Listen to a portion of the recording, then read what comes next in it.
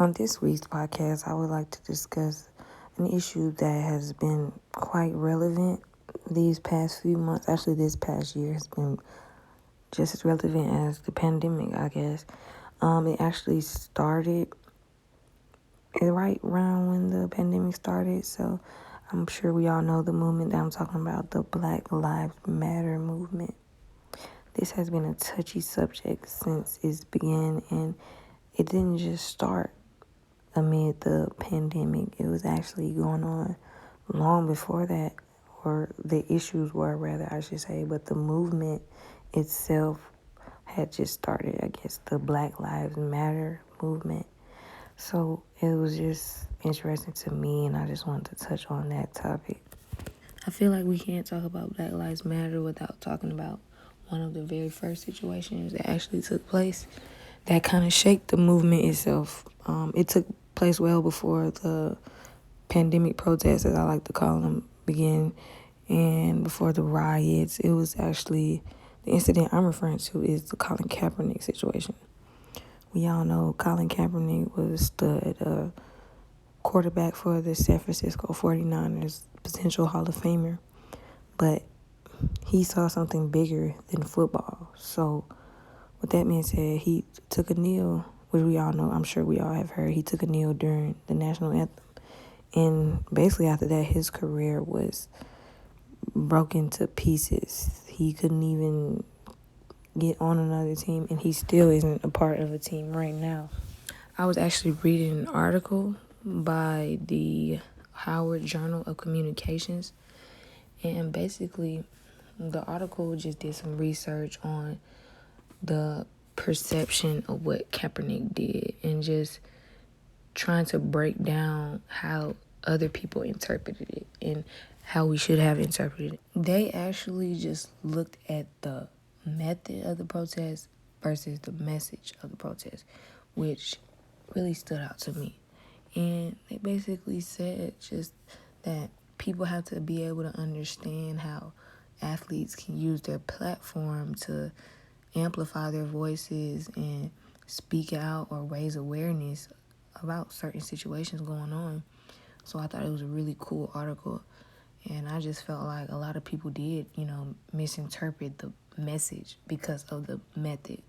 So that was a pretty cool point that they made there. And I like reading these articles on Colin Kaepernick because I just want to see if my thoughts are like wrong or if anybody else is thinking what I'm thinking.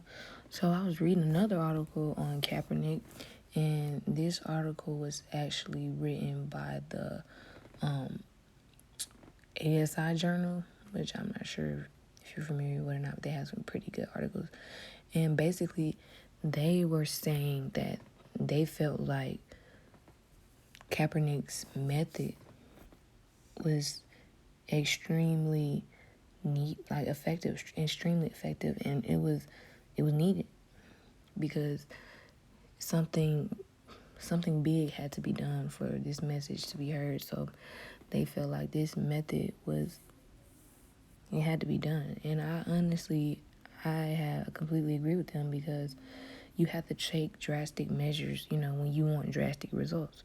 So Kaepernick stepped out on faith, and personally, I'm forever grateful that he did this. I'm sure a lot of athletes are grateful for Kaepernick's decision because he paved the way for a lot of things, and people may not know that, but his gestures was striked. It started the movement, and then a few other things started to trigger more of a reaction for the movement from people. So I think people have to understand that. People also have to understand that athletes hold power. They hold power because they are influential. And with this, they have influence on teenagers, kids, adults, and they have a lot of influence on people. So for them to step out on faith like this and speak out on raise awareness, I'm grateful. I have to be grateful myself because I'm thankful.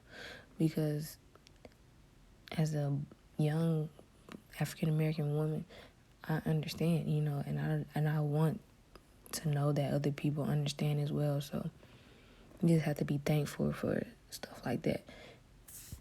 So since I'm a LeBron James fan, it's also very important that I just speak on an incident that happened with him too, because I feel like this incident was important as well. So I know we all remember back in 2018 when LeBron James was speaking about Donald Trump and how he felt about him and something he said. And Fox News host Laura Ingraham is now famous for this quote saying, "Shut up and dribble." And that comment to me, I just never agreed with it, because who would these athletes be if they were just to shut up and dribble? Who would they be to the kids that look up to them, or people like me? Like, I idolize people like LeBron James, and I would never want him to shut up and dribble. I just don't understand that, and I don't understand how she could think that that would be okay, that he should not express his opinion on what's going on in the world, especially when it's wrong. I personally feel like if you influence millions of people, your opinion matters, because those millions of people are watching what you do. I also feel as though if I'm involved in my community and I'm doing things for the greater good of this country, my community, then I should have some say so, or my opinion should be voiced about how I feel about certain issues.